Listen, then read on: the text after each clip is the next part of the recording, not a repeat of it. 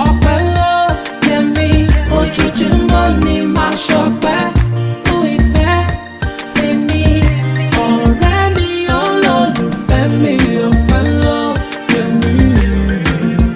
Diamond girl, African baby, ọpẹ́ ló yẹ mí. Hi guys, welcome back to our channel. I go by the name Ayo. And I'm Ope. And together we are called Ayo Ope. Welcome back, ladies and gentlemen. Yup. How are you doing? Hello, how you doing? Like literally we're asking after you. How are you? You know, there's that song, what's the name of that song that says it's been a while you asked after me and now I'm drinking or something like that. There's one song. I've been drinking more. So did you check for me? So we're checking for you now. Checking for you. Like literally, what's your temperature? What's the deal? How are you? Okay. We hope this meets you well. Okay. If you're new to the channel, we are certified marriage and relationship coaches. Married for 10 years. And all we do on here is we share about our experiences as well as, you know, coach, drop a few nuggets here and there to help you in your relationship and in your marriage. Okay, so if that's something that interests you, keep watching this video and subscribe to our channel. Okay, subscribe to our channel. Okay, we want to dive into what we have today. Okay, today we're taking it up. We're going deeper. Taking it up. Okay, we're not going deeper. Exactly. Every time I say we're going deeper, you start thinking something else. No, you start thinking something else. But it's okay. Just tell us what we're going to talk about. So we're going up to another level. Okay, so a couple weeks ago we started this series where we're talking about love is blind. Love is blind. And in the first part of the series, what did we talk about? We talked about unhealthy love. One-sided love. Yeah, but don't give them all of it. They should go and no, we're not giving it easy. Exactly. So we talked about one-sided love. If you've not watched it, go and watch it. Okay, because that would really bless you, and it sets the foundation for everything that we're going to be doing. Okay, today and in the subsequent videos as well. Okay, so ladies and gentlemen, today we're bringing you the part 2 of the series Love is Blind, and we're going to be talking on the topic desperate love and dirty secrets. Desperate love. Sounds like an American drama. You know those ones that like used to Desperate come? Housewives. Desperate Housewives. No, Sunset Beach. I don't know if you used to watch that. I don't watch all these rubbish Sunset Beach. Who remembers Sunset Beach? If you know, you know. You know. But in all this, I know they show a lot of Iran new, a lot of rubbish. Sunset Beach was the one with the fake background. There's no love making on the beach. No. Oh God, baby, get your mind out of the Otilo deeper, Otilo Sigota. Like, no, Sunset Beach was just like an American soap opera. You know the type of drama that, you know, they'll say something happens, then they'll zoom into their face. Like, you know, that kind of thing. Very, very... So was it love and romance? Love, romance, melodramatic. Melodramatic. I'm gonna go and look for it again. Okay, all the best. So, because I'm not looking for it with you. So, we all talk about desperate love and dirty secrets. I feel like it's almost 2 topics in one, right? But obviously they link, and that's why we're talking about these about this topic: desperate love and dirty secrets. So firstly, I don't know, have you done anything? Why me? Why me? Have you ever been so desperate for anything at all, and then you've taken some really drastic measures and done some really funny things or taken some funny steps to get this thing that you're really desperate for? You know, is there anything at all? The good bad thing in this situation is because, you know, my character's quite laid back anyway. So I'm never that desperate for anything. I'm trying to think of a situation where I've done, not in any relationship, nothing desperate. Let me think. Well, you're desperate for me now. God forbid. How was I desperate for you though? Well, desperate for me now when you were cooking, cleaning, ironing. Even him, he knows. Once he said ironing, I was like, that's not me. That's actually not me. Joking. Okay. Have you done anything in desperation? We have all been. You were desperate, me or desperate. We have all been desperate. You were desperate in me, housewife. We have all been desperate for something in life.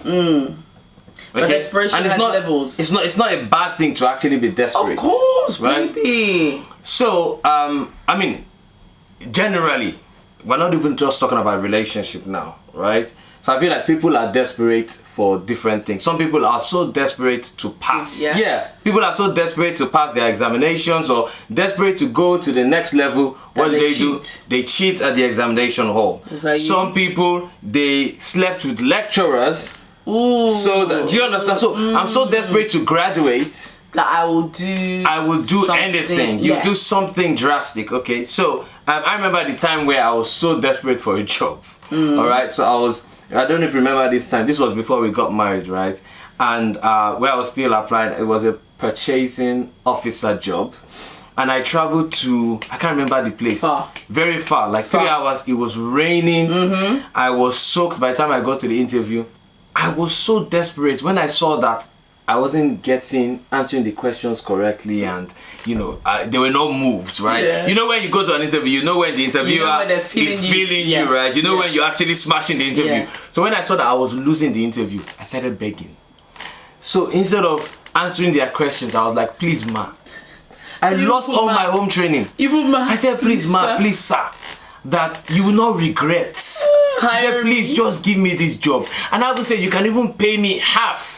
Wow. And this was the job that was paying like maybe 15 or 16K. So you would have wanted to get 16. I said, just pay me anything. Wow. But I know that I would work very well for you. I was so desperate. I was short selling myself. Short selling yourself. And I was literally saying, just employ me as a cleaner. I just need a job. You didn't know your value.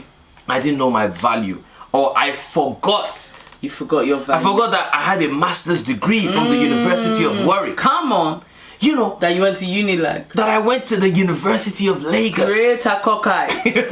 So I forgot who I was at that time. Yes. Because I was so desperate. Yeah.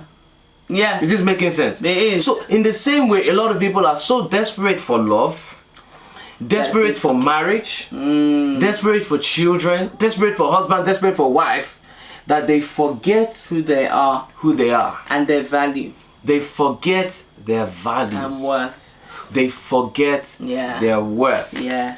And then that is where they start literally shortchanging themselves. So a lot of the time when you approach love, relationship, or anything in life from a desperate perspective, you're usually at loss. You usually don't get the best out of it. And usually don't get the outcome you're looking for. Because you lose the bargaining power. Because you're desperate, you lose the bargaining power. You lose the bargaining power.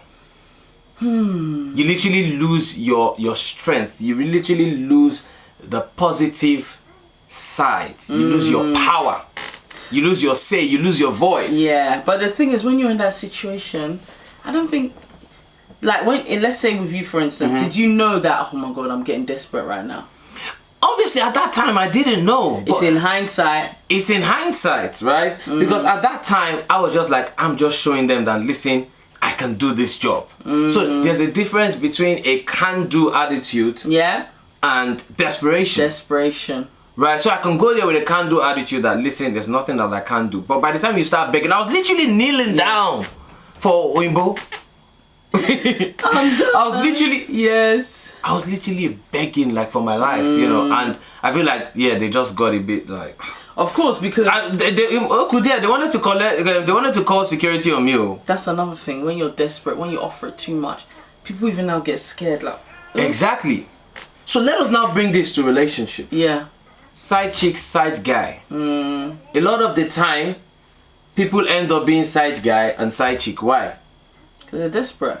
Because they're desperate. In the hope that I will be promoted one day. I'll be promoted. Let me just stay here where I'm second, where I'm not rated, where I'm not shown to the public, where I'm only for certain hours in the day. Certain hours in the day, not shown in the public. And that's where dirty secrets come. But let's not even go there yet. Let us still talk about this issue of being desperate. So you're so desperate that you end up settling. True. Right? True. You end up settling for someone you don't even like. You end up settling for someone who is way below your standard because I just really want to marry. But don't you think that like society has added to that pressure, that in the sense that, okay, you're not being desperate, you're just enduring. You're just being patient. No, because if you're being patient, you know, then you're going to be waiting. So when you're patient, right, you're not going to say, let me go and manage something that is not God's best for you. Yes, okay. So a lot of people are getting into relationship that they know, I shouldn't be in this type of relationship, but they are using that as a holding stage, exactly, right, until God's best comes. But that is not being patient for God. That's true. Because patience for God means that you're actually waiting on Him. Yeah. You're waiting for God's time. Because again, God's time is not our time. Yeah. What does the Bible say? Like 1,000 years, right? Is like a day. It's true. 1,000 years for us is like one day. It's just that when you think or of 1 it, hour. and if we thought of it like that, maybe we'll value time more. I'm telling you. So sometimes we're like, oh my God, I've been waiting for 3 years. Excuse me, 1,000 years. Do you understand? So you've not waited enough. You've not waited enough. You've not waited enough. Okay, so we'll come back to that. So that's what people do when they are desperate, isn't it? So I'm reminded of this scripture. And I don't know if you can help us read it. So remember the story of Amnon, right? And Tamar in the Bible. Yeah. 2 Samuel chapter 13. Yeah. Okay, so let us quickly read a few 1 or 2 verses there. Okay, again, guys, remember that we always, you know, refer to the scripture because we're Christians. All right, so we literally share talks like this and messages like this based on the scripture, that is the word of God. It's our standard. Yeah, our standard. So 2 Samuel 13, I think verse 1. What does verse 1 say? Verse 1. Okay. Yeah, 2 Samuel 13. Now David's son Absalom had a beautiful sister named Tamar, and Amnon, her half-brother, fell desperately in love with her. Okay, let's hold on there. So Amnon fell desperately in love with her. So let us underline desperately there. So we're reading the NLT version of this scripture. So already the love wasn't pure. The love was not pure. Okay, and I want to show us the outcome of that. Amnon fell desperately in love with his sister. Okay, so let us now go to verse, I don't know, I think maybe verse 13 or so. The verse where he says, where he actually then raped her. Okay, 12. No, my brother, she cried. Don't be foolish. Don't do this to me. Such wicked things aren't done in Israel. Where could I go in shame, and you would be called one of the greatest fools in Israel?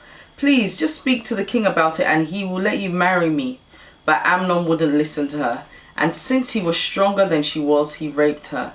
Then suddenly Amnon's love turned to hate, and he hated her even more than he loved her. Let us stop there. Okay. So guys, we know the story, right? So that's why I just wanted to quickly paraphrase. Amnon, first of all, the Bible records that he fell desperately in love with Tamar. Right? He fell desperately in love with Tamar, and then what did he do? He went to go and speak to a friend. So first of all, what type of friends do you keep? He went to speak to his friend. His friend gingered him to say, yes, go ahead. It was his friend that gave him the crafty solution. Oh, God. The friend told him, go and do this, go and pretend, act like you're sick. Ọ̀rẹ́ bí ewé, ó dàbí ọ̀rẹ́ bí ọ̀rọ̀. Have you not heard of that proverb? I've not heard any proverb. You've not heard of that proverb? I've not heard the proverb. You're not Yoruba. I'm not, thank you. Yes. So again, you know, watch the company you watch the company you keep. Yeah. And the friends you keep. Yeah. Right? Yeah. Very friends that cannot give you good advice. Because possibly if he'd gone for the right advice, this whole situation would. Of course, if he had spoken to a good friend, the good friend would have told him, okay, do this, do that. Yeah. Right? Okay, go and ask for her hand in marriage. Yeah. Because in those days, you could actually marry your sister, your sibling, or your relation, right? So he could have done that, which was what Tamar was saying, right? When he was trying to force her, and Tamar was like, that's a foolish thing, right? But this guy at this time was so desperate. Infatuated, maybe? Infatuated. He thought he really liked her. He thought he was on it. But it wasn't. It was it was just lost, right? Literally, he saw that this woman is beautiful. Yeah. I want to sleep with her, right? And a lot of people have started their relationship based on lust. Yeah. In fact, we know the story of a couple that they got married, and literally it was based on sex, right? So they met, it was a one-night stand, and they're like, oh my God, we can't get our hands off each other. We love each other so much. 3 months after or so, they got engaged. Yeah. 6 months after, they got married. And 6 months after the wedding, they got divorced. Do you understand? Foundation So look at the shaky. foundation, right? Based on lust. Yeah. The same way with Tamar and Amnon.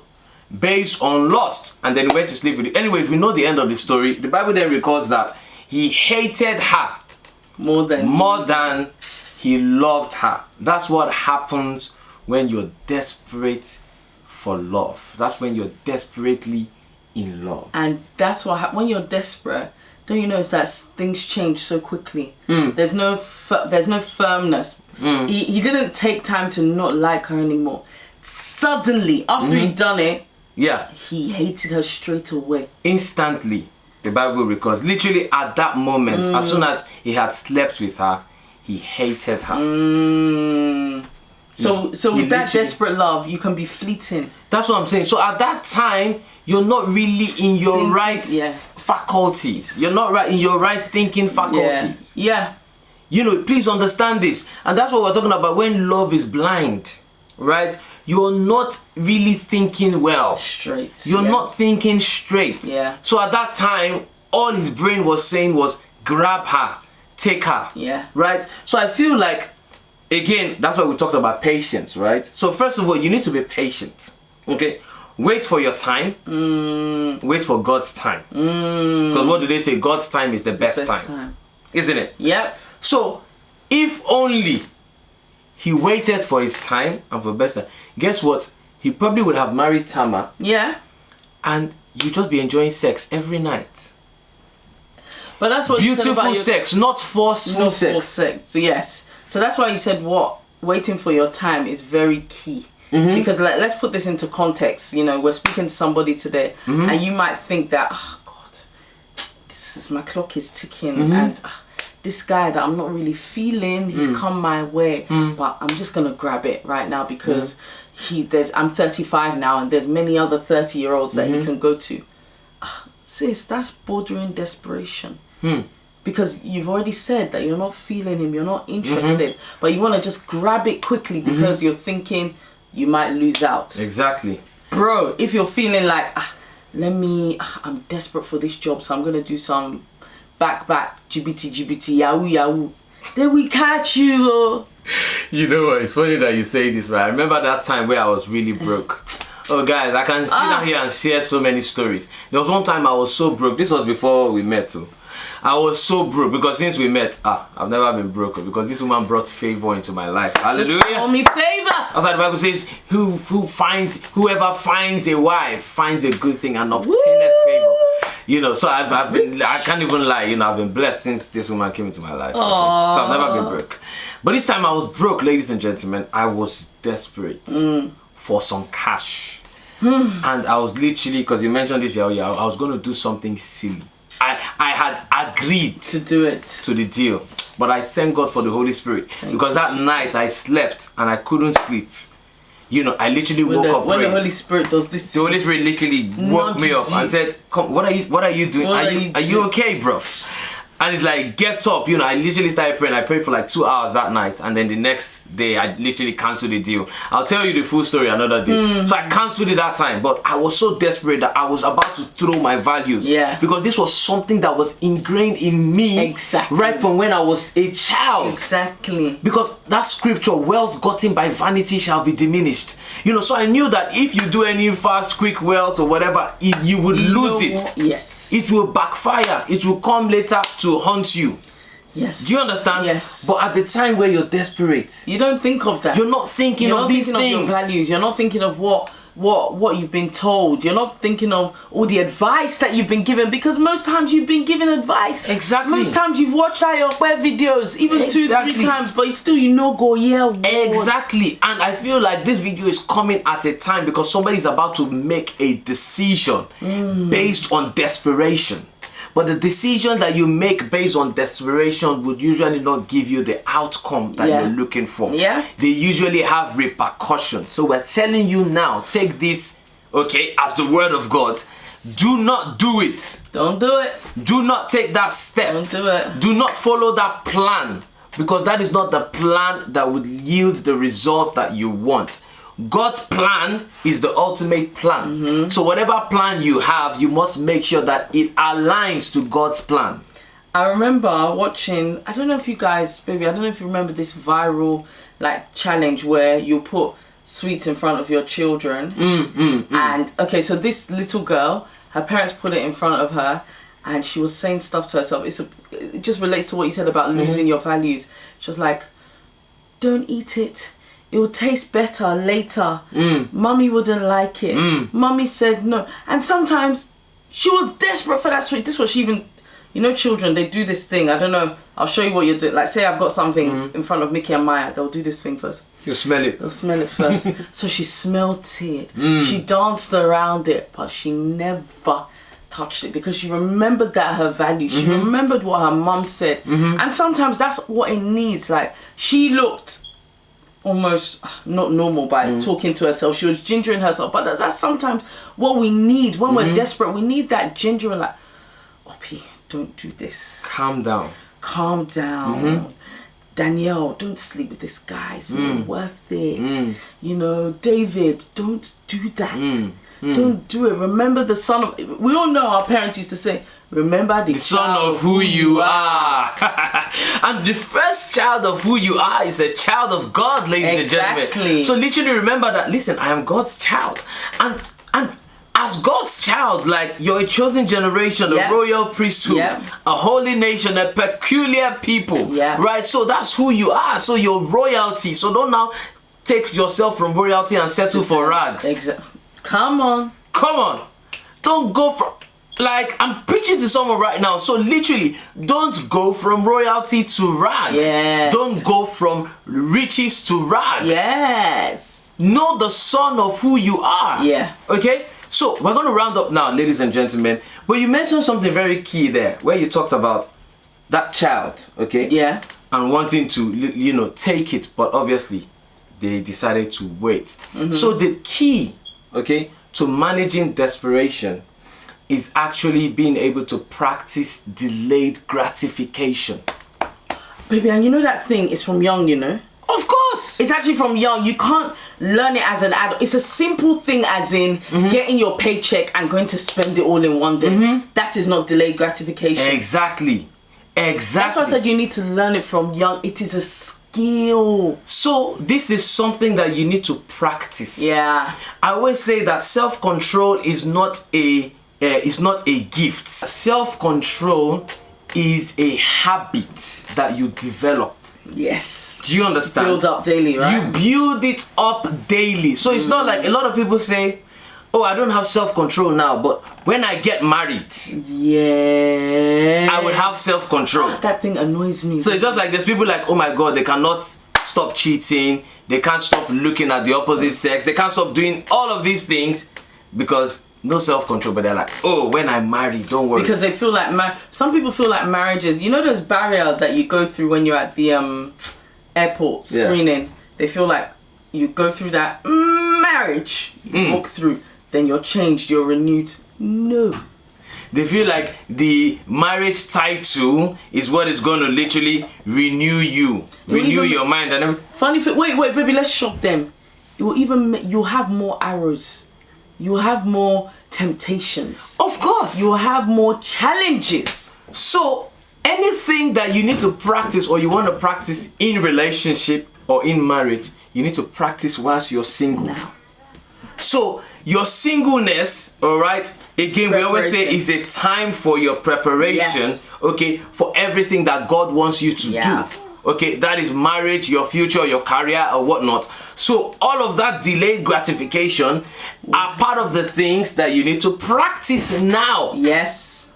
And number one thing is, whilst you're desperate and waiting for love, you need to practice that delayed gratification. Now. You need to practice and know that, listen, if I wait, I'm going to get it better. Right? Than getting this little thing now. Yes. Than taking this little fruit now. Yeah. There's bigger fruit. There's bigger doors. There's bigger blessings that God has for you. And God has the perfect love. He has the perfect relationship. He has the perfect marriage for you. And you just said something there, babe, but I even dare to say that even if I wait and it doesn't come the way that I want, God is still in it. Preach. Do you get what I mean? Like sometimes, you know, we wait. Like remember, there was a testimony at church today about, you know, a job that they didn't get. Exactly. So you didn't get the job, but later the job came in another form do you understand? So the job came in another form that they did not even expect. I hope this is making sense. So God is not going to do it when you want him to do it. Exactly. He's also not going to do it how you want him to do it. And guess what? He's unquestionable. Yes. Right? His name is Kabiosi. Yeah. What that means is that nobody can question your authority. Yes. No one can question his decision. He's the one that can open a door and shut another door. Yep. He's the one that will say yes to one person and say no to another person. Yes. For the same thing. For the same thing. And he remains God. But all we have to do is trust God. Yes. And trust the process. Yep. Ladies and gentlemen, if you are here listening to us and you have any dirty secrets because you are working or doing deeds out of desperation for love, this is your message to stop. This is your message to stop it. Okay? And go back. Okay? Go and you have a book of what all the things God has told you. A book of revelation and vision and your future. Go back. Remind yourself about who you are. Yes. Remind yourself about your identity. Yes. And begin to manifest that. Because those dirty secrets, ladies and gentlemen, are not helping you. Eesh, you be preaching, Pastor. Alright? You are more than a dirty secret. Preach it, Pastor. Do you understand? You are more than a dirty secret. And that's the lie that the devil uses to keep you in bondage, to keep you there, to justify being in that situation. You might as well stay. You've got nothing else. You've been here all these years. You might as well stay. You've done 5 abortions for him. You might as well stay. There's actually better on the other side. And that's why the enemy wants to keep you desperate, so he can keep you caged. Desperation is a cage because you see that you can't get yourself out it, so you decide to stay there. So you stay there, and as long as you're staying there, remember, love is blind. You're not seeing all the other blessings on the other side. You're not seeing all the everything God has for you, right? You're not seeing that there's better for you. You think that this is your best, but what we're telling you is that what you think is your best, which you're not happy about, there is better. Something better than your best, and that is God's best. Ladies and gentlemen, we're going to bring this to a close now. Yes. And we hope that you have been blessed, okay? Again, we've been talking about desperate love and dirty secrets. It's been the part 2 of the series, Love is Blind. Okay, if you've not subscribed to our channel, make sure you subscribe now. Okay, we're giving you another reminder. Don't say we did not remind you. Don't say we did not tell you. Okay, so subscribe because we know that this channel will bless you. All right, this channel will bless you. We have a book. It's titled Marriage is Easy as ABC. Go on our website, ayookbedavis.com. Get a copy for yourself, okay? And a friend. Get a copy for your friend as well, an enemy, okay? Even that person that you feel like you're desperately in love with, get a copy for them, all right? But it might scatter the relationship. Anything can happen. But what we're saying is that, feed on these resources. Go and binge watch our videos, all of our videos. Yeah. It will help you, all right? And if you feel like you need some coaching, you need someone to talk to, feel free to send us an email, all right? Reach out to us, coaching at ayookpedavis.com. Visit our website and fill out the form there, and we'll be here at the other side ready to respond to you. Okay? Ladies and gentlemen, we usually sing a welcome song to all of our new subscribers. So we're going to sing a song especially for you. Whether you're desperate or not. 5, 6, 7. We're glad you came. We welcome you. We hope you learn a thing or two as you join us on this journey through. You say, marriage, faith, and life. We are glad you came. We welcome you. We hope you learn a thing or two as you join us on this journey through. You say, marriage, faith, say, marriage, faith, and lifestyle. Marriage, faith, marriage, faith, and lifestyle. Marriage, faith, and marriage, faith, and life say, marriage, faith, and life. God bless you guys. We love you, but God loves you more. We shall see you in the next video. Bye. Ọpẹ́ ló yẹ mí, ojoojúmọ́ ni màá ṣọpẹ́.